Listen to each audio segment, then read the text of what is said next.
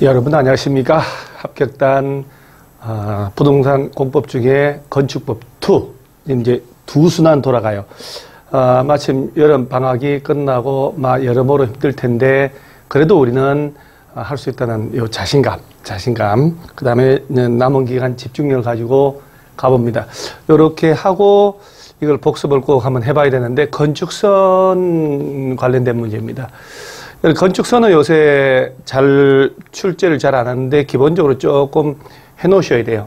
자, 이 중에 이제 옳지 않은 것은 소요너비 못 미치는 너비 도로인 경우는 대지와 도로의 경계선으로부터 이렇게 나오면 소요너비 2분의 1 수평거리 물러난 선이다. 그러면 도로가 이렇게 있고 양쪽에 대지가 있을 때 이 도로가 소요너비 미달한다. 그럼 도로의 중심선에서 2분의 1만큼 물러난 선이 건축선이다 라고 해야 되니까 소요너비 2분의 1만큼 물러난 선 나오면 중심선으로부터 라고 해야 되죠. 그 다음에 특별한 것들은 없는데 한번 읽어보시는데요. 자, 정리를 하면 2번 틀렸는데 원래 건축선은 대지에 건축물, 공작물 설치할 수 있는 그 한계선을 말하는데 일반적으로 건축선은 대지와 도로의 경계선이에요. 자, 예를 들어서 이 도로가 있는데 4m 이상이면 대지 A 대지가 있고 B 대지가 있다라고 하면 이 도로가 소요너비 이상이니까 대지와 도로의 이 경계선, 요 선이 바로 건축선인데요. 이 선을 넘어서 건축물 지으면 안 된다 하는 거예요. 요 선이 바로 대지와 도로의 경계선이죠. 요 선 넘어서 건물 지으면 안 되는데, 자, 여기 건축선 된단 말이에요. 그런데 예를 들어 이런 경우 소요너비 미달된다. 그러면 소요너비 못 미친 너비의 도로라면 그 중심선으로부터 소요너비의 2분의 1만큼 후퇴한 선이 건축선. 예를 들어 이 도로가 폭이 4m 미만이다. 요 도로 폭이 한 3m라든가 2m다. 그러면 건축선을 대지와 도로의 이 경계선을 건축선 하면 안 되겠죠. 그래서 일정거리 물러나야 되는데 이때 미달한 도로의 중심선에서 소요너비 2분의 1만큼 물러난 이 선이 건축선이 되고 이 선 넘어서 건물 지으면 안 된다 하는 얘기예요. 그래서 미달한 도로의 중심선 나오면 소요너비 2분의 1 나오고 물론 이때 후퇴된 부분만큼은 대지 면적에 포함하지 않는다는 것도 좀 알아놓으시고요.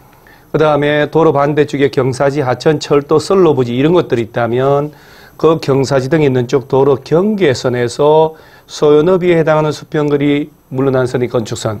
이게 하천, 경사지, 선로부지가 있다 이 말이죠. 그리고 이때 도로가 4m 이상이면 별 문제 없는데 도로가 지금 3m밖에 안 되잖아요. 그러면 도로와 하천의 경계로부터 여기서 소요너비만큼 4m만큼 요렇게 소요너비만큼 후퇴한 요 선. 그러니까 도로가 3m 있으니까 실질적으로 1m만 후퇴한 이 선이 건축선인데요. 그래서 이 선 넘어서 건물 짓지 마라라고 하는. 이때도 후퇴된 이 부분은 대지 면적에 포함하지 않는다. 대지 면적에서 이 부분은 제외된다는 것 아셔야 돼요. 자, 그 다음에 2번 문제가 구조설비 문제인데 여기 지금 요 지문들은 버릴 게 하나도 없는 문제들이고 꼭 기억을 하셔야 되는 게 승강기 설치는 6층 이상인 건축물이거나 그러면 안 돼요. 6층 이상인 건축물로서 연면적 2층 이상일 때 엘리베이터 설치해야 돼요. 이런 것들 층수도 나오고 연면적도 나올 때 이거나 이고 이런 걸 잘 주의하셔야 돼요. 6층 이상인 건축물로서 연면적이 2층 이상일 때 엘리베이터 튼다 하는. 그 다음에 31m를 초과하는 건축물은 비상형 승강기 추가로 설치한다는 것도 외워놓고 지하층은 워낙이 많이 나오죠. 건축물의 바닥이 지표면 아래에 있고 바닥에서 지표면까지의 평균 높이가 해당 층 높이의 2분의 1 이상이면 지하층. 요거 꼭 외워놓으셔야 되고요. 방화지구라는 것은 국토법에 따라서 용도지구 지정한 거죠. 안에 공작물로서 간판, 광고탑 이런 것 공작물 중에 지붕 위에 설치하는 공작물이나 3m 이상 공작물은 주요 불을 불연 재료로 건축물을 지을 때는 내화, 공작물은 불연, 이게 방화니까 불을 막기 위한 초고층 건축물 50층 이상이거나 200m 이상일 때 초고층 건축물인데 30개 층마다 1개소 이상의 피난안전구역 설치한다 하는 것도 좀 기억을 해 놓으셔야 돼요. 이런 건 그냥 연필로 줄치면서 두어 번 읽어 놓으시면 큰 도움 됩니다. 건폐율 용적률 뭐 오는 건데 이런 문제들은 우리가 뭐 틀린다 용서가 안 돼요. 건폐율은 건축 면적의 땅을 덮는 비율이죠. 대지 면적에 대한 건축물의 바닥 면적이 아니고 건축 면적의 비율이다. 용적률 산정할 때 연면적에는 지하층은 포함되지 않는다. 맞죠? 꼭 기억을 하셔야 돼요. 그 다음에 건폐율 용적률은 국토법령 77조 8조를 적용하는데 건축법 규정을 통해서 국토법률상 건폐율이나 용적률의 최대 한도를 강화하거나 완화하여 적용할 수 있다라고 했죠. 없다가 아니라 강화도 하고 완화도 할 수 있어요. 하나의 대지에 건축물 둘 이상 있다면 용적률, 건폐율을 건축물 별로 적용하면 안 되죠. 대지가 있는데 건축물이 여기가 4층짜리 건물 하나 있고 3층짜리 건물이 있고 2층짜리 건물이 있다. 각각 뭐 200%, 300% 적용하면 안 되죠. 다 합쳐서 대지가 얼마 차지하는가 건폐율, 용적률 적용하는 거 다 합쳐야 되죠. 각각 하면 안 되죠. 도시지역에서 건축물이 있는 대지를 분할할 때 건폐율이나 용적률 기준에 못 미치게 분할하는 것도 가능하다. 말이 안 되죠. 예를 들어서 대지가 100평에 건축 면적 50평짜리 지었는데 다 짓고 난 다음에 또 땅을 잘라요. 40평, 60평으로. 그러면 60평으로 50평짜리 지었으니까 건폐율 초과했잖아요. 이런 경우는 안 된다는 얘기예요. 이런 것들은 뭐 아주 가벼운 문제죠. 자, 면적 청수, 산정 방법 틀린 것은 뭐 이런 것들은 뭐 우리가 꼭 기억을 해야 될 문제 지문들인데 꼭 자세히 읽어 놓으셔야 돼요. 이런 것들은 뭐 연면적 포함시킨다 안 시킨다 하는 것들은 참 이거 층의 구분이 명확하지 아니한 건축물은 높이 4m마다 하나의 층으로 꼭 기억을 하고요. 기계실, 전기실 뭐 바닥 면적 포함하지 않는다. 지표면으로부터 1m 이하 부분도 뭐 건축 면적에 산입하지 않는다. 뭐 이런 것들. 층고, 방의 바닥 구조체 윗면으로부터 위층 바닥 구조체 윗면까지 높이를 한다. 예를 들어서 3층짜리 건물인데 이렇게 이제 이 구조물이단 말이에요. 자, 1층, 2층, 3층이다. 2층의 층고를 구해봐라. 그러면 층고는 방의 바닥 구조체 윗면에서 위층 바닥 구조체 윗면까지다라고 하는 거예요. 이렇게 아랫면까지가 아니고 이게 옛날 규정이거든. 그래서 방의 바닥 구조체 윗면으로부터 위층 바닥 구조체의 윗면까지다. 이런 것들은 여러분요 입으로 떠들어보고 손으로 이렇게 한 2번 그려보셔야 돼요. 그러면 한 방만 제대로 하면 객관식 나오면 무조건 맞히니까 이런 부분에 하나 꼭 나오거든요 시험에. 용적률 구하라. 뭐 용적률 구하라 그러면 일단은 여러분요 지하층은 전부 제외된다는 거 아셔야 되고 필로티로 해서 주차장으로 쓴다. 얘도 빼진다는 걸 아니야 하는 문제죠. 그러면 2, 3, 4, 5, 6, 7층 각 800, 6, 8, 48, 4,800제곱미터를 지었는데 대지가 2층이라는 얘기죠. 그러면 대지의 2.4배만큼 지었으니까 240%. 이제 이 문제의 논점은 지하층은 지하 1층이든 지하 2층이든 전부 용적률에 빠진다. 지상층 필로티로 주차장으로 쓴다. 얘도 빠진다는 것. 이걸 알고 있냐는 문제죠. 아주 쉬운 문제죠. 자, 용적률 산정할 때 제외되는 면적이 아닌 것은 지하층도 빠지고 지상층에 주차장으로 쓰는 부분도 빠지고 피난안전구역, 대피공간 다 빠지는 대피공간. 단 요거 공동주택에 설치하는 주민 공동시설은 옛날에는 뺐는데 지금은 개정돼서 포함을 해요. 그래서 요 네 가지는 용적률 산정할 때 연면적에 빠진다는 거 꼭 명심을 해 주시기 바랍니다. 조경. 이건 대지가 틀린 것은 일단 여기 이 문제 많이 실수를 하는데 연면적은 건물의 크기잖아요. 200 이상인 대지에 건물 지을 때 조경해야 돼요. 대지입니다. 그러니까 대지 조경이든 공개공지든 대지가 기준된다는 거 꼭 아셔야 돼요. 연면적 200이 아니고 연면적 200이면 대지가 얼마든 정말 말이 안 되는 거잖아요. 대지가 200 이상일 때 조경한다. 공장 지을 때 공장 짓는 땅이 5천 미만이거나 공장 크기가 1,500 미만이거나 산업단지 안에 공장 지을 때 적용 안 한다. 그 다음에 1,500 미만의 물류시설을 지을 때도 안 하는데 주거지역, 상업지역은 해야 돼요. 뭐 나머지는 뭐 특별할 게 없고요. 그 다음에 대지가 2천 대지에 건축하는 경우에 조경을 해야 되는 것 나오면 이렇게 보면 이렇게 보면 축사는 할 필요 없죠. 그 다음에 녹지지역도 할 필요 없고 가설 건축물도 할 필요 없다. 그 다음에 물류시설은 1,500이 안 되는 경우라도 주거지역, 상업지역은 해야 되니까 그러면 적용해야 되는 거 1번이죠. 공장인데 공장 지을 땅이 5천이 안 되면 할 필요 없다고 그랬잖아요. 공개공지. 이 공개공지는 정말 언제 나와도 이상하지 않은 문제인데 해당하지 않는 것은 일준, 상준. 일단 1번이 틀렸는데 한번 정리를 해볼게요. 공개공지는 일반 주거, 준주거, 그럼 전용 주거 없죠. 모든 상업지역, 중학교 1학년, 유건이 다 포함해서 준공업이죠. 일반 공업이 아니고 요 일준, 상준 이렇게 외우셔요. 여기다가 건물 지을 때 문종이, 문화집회, 종교, 아들 문종이 판운수기, 판매시설도 농수산물 유통시설은 안 해도 돼요. 그 다음에 운수시설, 터미널 같은 거, 숙박시설, 문종이, 판운수기, 나쁜 친구 업무시설, 요 중에 하나를 5천 이상으로 지을 때 어디다가 일준, 상준 안에. 그러면은 공개공지는 대지 면적의 100분의 10 이하에서 조례를 정한 만큼 긴 의자 이런 거 설치하면 돼요. 대지 면적의 100분의 10입니다. 건축 면적이 연면적이 아니고 땅 크기. 그러면 공개공지 설치했다면 용적률 높이 기준을 1.2배 이하에서 완화 20% 위로 더 주는 거예요. 위로. 건폐율이 아니고. 꼭 기억을 하셔야 돼요. 공개공지 판매시설을 설치하면 연간 60일 이내 기간 동안 문화행사, 판촉 활동을 할 수 있다는 것도 좀 알아놓고요. 구조안전.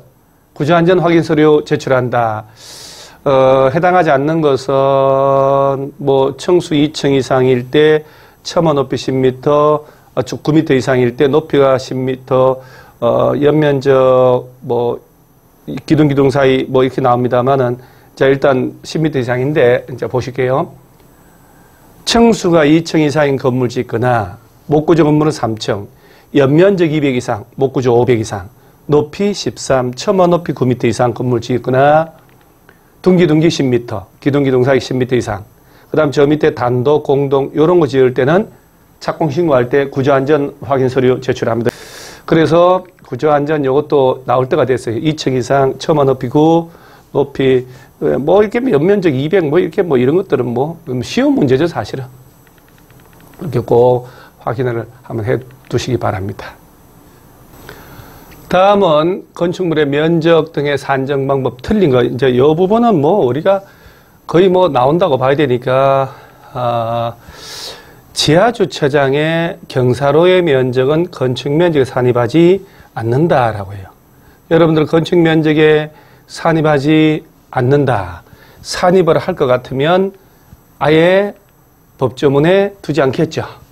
산입하지 않는다. 산입하지 않는다. 뭐 이런 것들을 나오면 이제 법조문이 있단 말이에요. 산입한다. 그러면 말이 안 되죠. 그래서 2번이 틀렸는데 층의 구분이 명확하지 아니한 건축물의 높이는 4m마다 하나의 층수로 계산해 준다는 것도 알아놓으시고요. 또 같은 문제들이죠. 옳은 것은 같은 문제인데 맞는 것은 틀린 것은 이렇게 나오죠. 생활 폐기물 보관한 면적은 바닥 면적에 산입하지 않는다. 바닥 면적에 산입하지 않는다. 굵게 됐는데요. 틀렸죠. 이렇게. 그 다음에 기계실, 전기실 면적은 산입하지 않는다. 다 빼줍니다. 1층 전체에 필로티가 설치되어 있다. 높이는 필로티의 층고는 다 제외하고 맞는 말이죠. 이런 필로티를 하면 층수, 층고, 높이, 뭐 바닥면 다 빠져요. 다 뺀다는 거 아셔야 돼요. 층고는 이렇게 반복돼서 나오죠. 방의 바닥 구조체 윗면으로부터 위층 바닥 구조체 윗면까지 높이를 한다. 위에서 위에까지. 부분에 따라 층수가 다르면 그중 가장 많은 층수와 가장 적은 층수를 평균하는 게 아니고 많은 층수를 보는 거죠. 건물을 지을 때 이런 식의 건물을 지을 수 있어요. 이렇게. 그러면 1층, 2층, 3층, 4층. A 부분은 4층, 5층, 6층, 7층. B 부분은 7층, 8층, 9층, 10층이다. C 부분은 10층이다. 이제 부분에 따라서 층수가 다르다. 가장 많은 층수로 계산합니다. 이 건물은 10층짜리 건물이다. 가중 평균이 아니고 이런 것들은 좀만 신경을 쓰면 점수가 다 나올 수 있기 때문에 조금만 공부를 좀 집중해 놓으시기 바랍니다. 옳은 것을 모두 골라봐라 이렇게 나오죠. 이렇게 건축물의 노대 아파트 발코니 생각하셔야 돼요. 바닥은 난간등 설치와 관계없이 노대등의 면적에서 노대등이 접한 가장 긴 외벽이 접하는 길이에 1.5m를 곱한 값을 뺀 면적. 쉽게 말하면 공동주택 아파트 발코니 면적은 외벽의 중심에서 1.5m만 나오면 그 부분은 바닥 면적 산입 안 합니다. 만약 2m 나왔다. 1.5를 빼고 남는 50cm는 바닥 면적 포함합니다. 노대등의 바닥 나오면 1.5를 기억하시면 돼요. 자, 얘는 틀렸죠. 옳은 것을 골라라 했으니까. 필로티, 그 밖에 이와 유사한 구조의 부분은 그 부분이 공중의 통행, 차량의 통행, 주차에 전용되는 경우는 그런 공동주택의 경우에 바닥 면적에 산입하지 않는다. 꼭 기억을 하고요. 승강기탑, 계단탑, 망루, 장식탑, 무슨 다락 층고가 1.5m 이하, 경사진 형태 지붕이면 1.8m 이하인 것, 이런 것들은 바닥 면적에 산입하지 않는다. 맞는 게 두 개네요. 공동주택으로 지상층에 설치한 기계실, 생활 폐기물 보관함, 전기실 등의 면적은 바닥 면적에 산입하지 않는다. 그래서 니은하고 디귿이 맞는 거죠. 또 건축 면적 바르게 된 것은 보면 건축 면적은 외벽의 중심선 둘러싸인 수평 투영 면적. 외벽이 없으면 외곽 부분의 기둥의 중심선이죠. 내부선이 아니고 처마, 차양, 부연 등 이와 유사한 것으로 해당 외벽의 중심선으로부터 1m 이상 돌출된 부분이 있다면 그 끝에서부터 1m 후퇴한 선으로 둘러싸인 부분의 수평 투영 면적을 한다. 이렇게. 자, 여기다가 2층짜리 건물을 지었는데 지붕을 설치해요. 이렇게. 그럼 이렇게 처마 같은 게 나오죠. 처마. 이런 것들을 건축 면적에서 안정할 때 처마 끝을 기준으로 하는지 여전히 외벽의 중심을 기준으로 하는지 중간을 기준으로 하는지 논란되니까 처마 차양이 튀어나왔으면 끝에서 안쪽으로 1m를 후퇴하고 그래도 남는 부분이 있으면 건축 면적에 산입한다. 그러니까 처마 차양 등은 1m까지만 외벽의 중심에서 튀어나오면 이 부분은 건축 면적과 무관하다 그 얘기예요. 그냥 1m라고 계산하시면 돼요. 물론 한옥으로 지으면 2m, 축사 같은 거는 3m 정도, 전동 사차는 4m 정도까지는 괜찮습니다만 보통 1m죠. 지표 면으로부터 1m 이하 높이에 있는 부분은 건축 면적 산정에서 이를 제외한다. 맞는 말이죠. 얘가 맞는 말이에요. 그 다음 도로 모퉁이에서 건축선의 경우는 대지 안에 건축선 정해질 때 건축선과 도로 사이 면적은 대지 면적에 포함하지 않는다라고 합니다.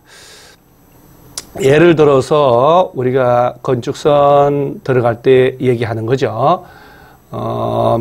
도로 모퉁이에 이제 도로가 이렇게 있어요. 이렇게.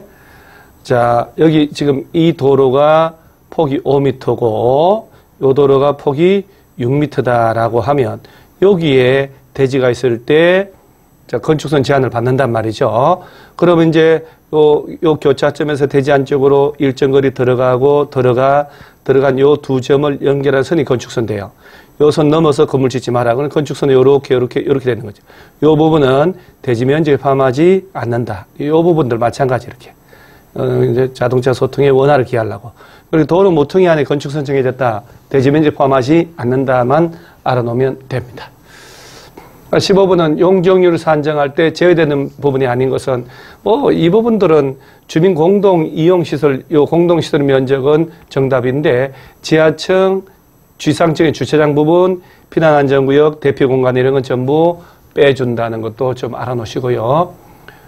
대지 분할 제한할 때 최소 면적 가장 작은 주거지역이죠. 주거지역. 주거지역일 때 60제곱미터 미만으로 분할하면 안 된다. 상업지역 150, 공업지역 150, 녹지 200. 그러니까 최소 면적 가장 작은 게 주거지역. 그것도 외워놓으시고요. 높이 제한 들어갈 때 전용 주거 지역과 일반 주거 지역 안에서는 모든 건물 지을 때 정북 방향으로부터 일정 거리 띄어야 되는 것. 그 다음에 전용 주거, 일반 주거 외에서는 공동주택만 일정을 적용하는데 반드시 기억할 점은 중심 상업지역하고 일반 상업지역. 그래서 중심 상업하고 일반 상업지역에서는 공동주택이라도 일조권 적용하지 않습니다. 일반 상업지역 안에 공동주택은 높이 제한 적용한다. 얘가 틀렸죠.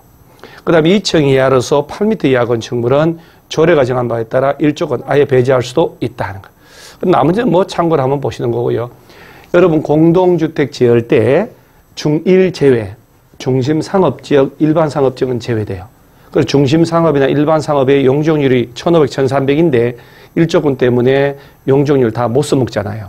그래서 중심 상업, 일반 상업지역에서는 아파트를 짓더라도 일조권 적용하지 않는다. 중1 제외 꼭 기억을 해 놓으셔요. 일조권 확보를 위한 건축 제한 받는 건축물에 해당하지 않는 것은 전용주거, 일반주거 안에서는 모든 건물 다 정북방향 제한받죠. 그 다음에 그 밖의 것들은 뭐 공동주택 일대 적용을 하는데 중심 상업, 일반 상업은 뭐 공동주택이라도 일조권 적용하지 않는다 하는 것.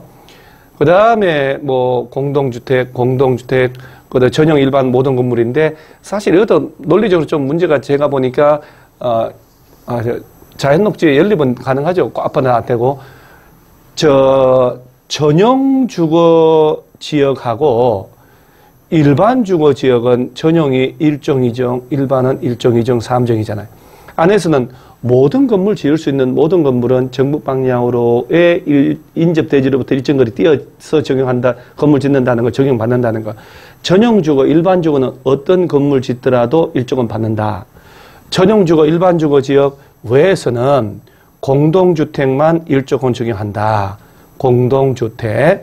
단 공동주택도 중심 상업지역하고 일반 상업지역은 제외되고 요걸 꼭 기억을 하셔야 돼요.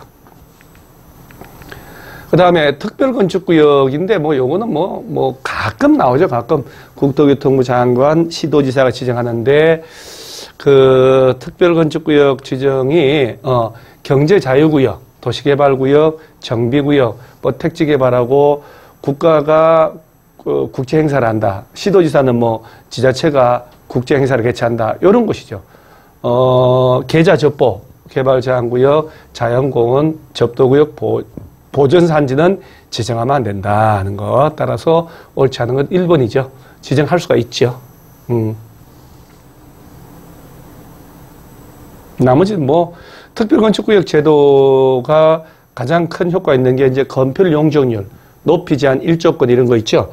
적용하지 않는다는 거. 그러니까 막 한 창의적인 건물 한번 지어보라는 제도라는 것도 알아놓고, 그 다음에 건축분쟁 전문위원회 조정, 건축 관련된 분쟁을 발생할 때마다 소송으로 가면 대한민국이 소송판이 되니까 분쟁을 일단 조정이나 재정을 통해서 해결하자는 건데, 뭐 이거는 뭐 워낙 우리 수준의 높은 내용들이기 때문에 조금 어려우니까 좀 껍데기만 좀 알아놓으면 돼요. 그 조정 대상이 되지 않는 것은 이렇게 해서, 근데 이게 이제 한 2번 나와서 정답이 똑같이 나왔는데, 분쟁이 발생이 될 수 있는 게 뭐냐는 얘기거든요. 뭐 시공자와 피해 입은 주민 간의 분쟁도 생길 수 있고 뭐 쭉 나오는데, 여기 지금 4번에 허가권자가 시군구잖아요. 허가 신청한 자 간에 분쟁이 생길 수 있나요? 건축물 짓게 해달라고 부천시에 가서, 종로구에 가서, 동작구에 가서 허가 신청을 했는데 왜 허가권자는 나한테 허가를 해줘서 이렇게 나를 힘들게 하나요? 라고 분쟁이 생길 수 있나요? 이게 이제 벌써 2번 정도 답이 나왔어요.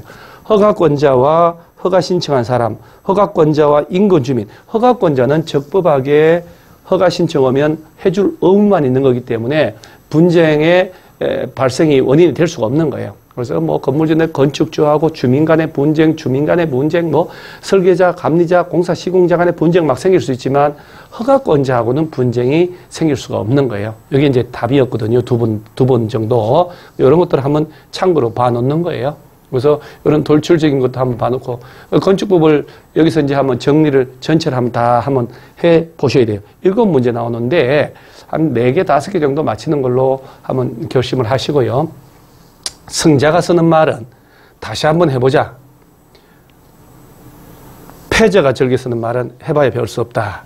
참 좋은 말입니다. 그냥 우리는 일희일비하지 마시고 모의고사 점수 나온다 안 나온다 그냥 10월 28일 날 그날만 보고 묵묵히 스케줄대로 가시면 돼요. 그리고 뭐 내가 힘들다 점수 안 난다고 막 이렇게 투덜투덜 해봐야 주위 사람들 들어주는 사람도 없고 알아주는 사람도 없다는 거. 그냥 묵묵히 자기 갈 길 가시면 여러분은 합격할 수 있습니다. 여러분들은 공법 때문에 합격합니다. 자, 그래서 해설 강의를 이로 마치겠습니다. 자,